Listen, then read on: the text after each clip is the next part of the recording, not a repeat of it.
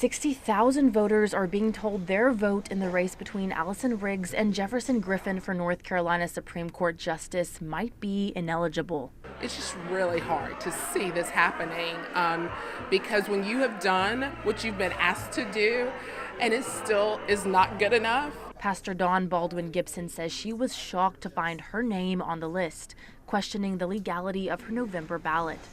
Gibson was one of many Eastern North Carolina voters who gathered in New Bern on Saturday to discuss why their vote is being challenged and what they can do moving forward. This is just wrong.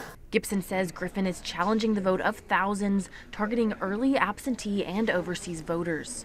Young voters and African American voters are also a majority of those affected, Gibson says, and many of them have no idea why. I think a lot of people feel like this is not fundamentally American, that we don't change the rules after an election. Caitlin Kaiser with Democracy of North Carolina says Griffin is asking the court to rewrite the rules to discount ballots, claiming voters on the list didn't have a driver's license or social security number attached to their voter registration record.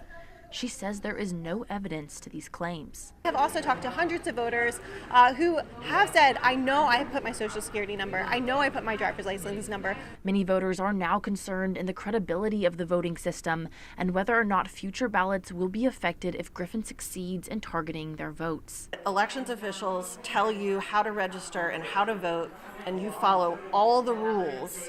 You cannot change the rules after the game has been played and throw out those votes. Tyndall says the outcome remains to be seen, but voters at the meeting whose ballots were challenged are protesting by writing letters to Griffin.